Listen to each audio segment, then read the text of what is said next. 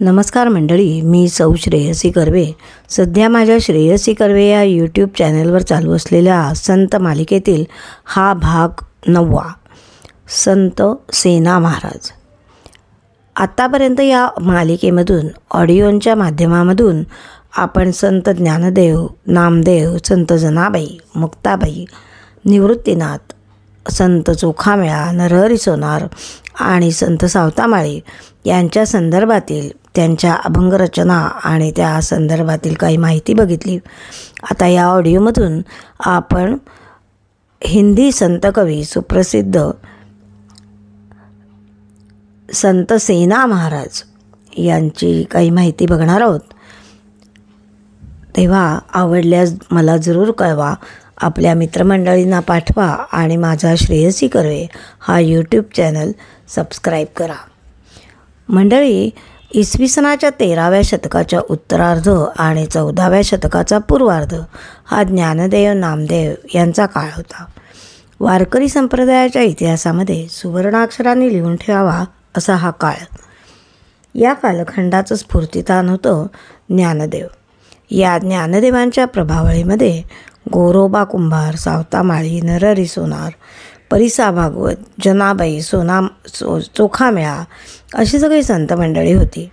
या सर्व 18 पगड जातीच्या संतांनी आपल्या अभंगवाणीने विठुरायाचा महिमा गाजवला. त्यातील एक संत आता आपण पाहणार आहोत, ते म्हणजे सेना न्हावी. हे न्हावी जातीचे. त्यांची मातृभाषा हिंदी, तरीसुद्धा ते पंढरीचे वारकरी होते आणि ज्ञानदेव, नामदेवांच्या सहवासात वावरत असल्यामुळे त्यांना मराठीही चांगलं येत होतं. संत सेना महाराज हे हिंदी आणि मराठीतील सर्वमान्य संत. त्यांच्या विठ्ठल भक्तीच्या कथा सर्वदूर पसरलेल्याच आहेत. 165 मराठी अभंग त्यांचे उपलब्ध आहेत आणि हिंदीमध्ये केवळ 1 अभंग रचना उपलब्ध आहे. त्याचा समावेश गुरु ग्रंथ साहिबा या शीखांच्या धर्मग्रंथामध्ये झालेला आहे.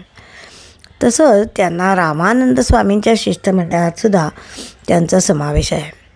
सेना महाराजांची वृत्ती अतिशय स्नेहशील अशी होती.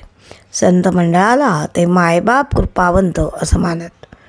घेता नाम विठोबाचे, पर्वत जळती पापांचे अशी दृढ विठ्ठल भक्ती त्यांची होती. तथाकथित साधुसंतांच्या ढोंगीपणाचा बुरखा त्यांनी अगदी कठोरपणे फाडलेला आपल्याला दिसतो. त्यांना आपल्या नाभी कुळाचा अभिमान फार आहे. न्हावीयांचे वंशी जन्मल्यांसाठी ते काही आचारसंहिता सांगतात.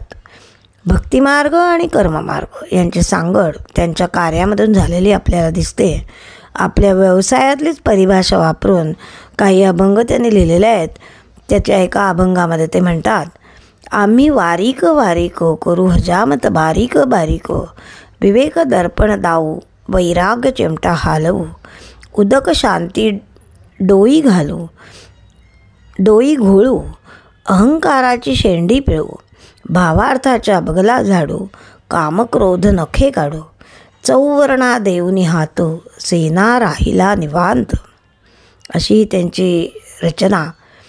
त्यांनी आपल्या नित्यकर्माला अध्यात्माचा आधार देत समाज प्रबोधनाचं कार्य अतिशय उत्तम तऱ्हेने केलं. आणि त्यामुळेच माझे झाले स्वहित, तुम्हा सांगतो निश्चित, करा हरीचे चिंतन, गावे उत्तम हे गुण.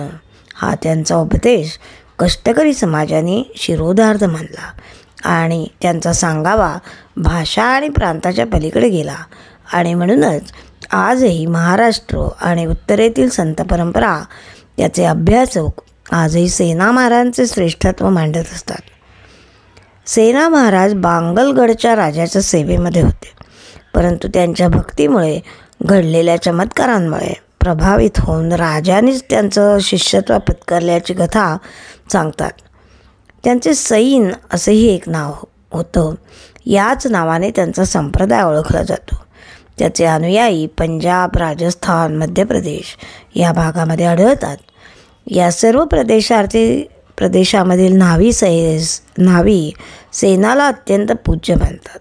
त्यांची अनेक मंदिरे आणि मठ या भागामध्ये दिसतात.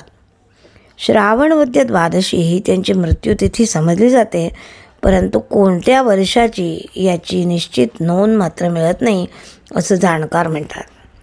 सेना महाराजांचे अनेक अभंग आहेत असं आपण म्हटलं. त्यातील एका अभंगाने आपण या ऑडिओची सांगता करूया. हा अभंग असा: जन्मासी येवोनी पहारे पंढरी, जन्मासी येवोनी पहारे पंढरी, नाचा महाद्वारी देवा पुढे.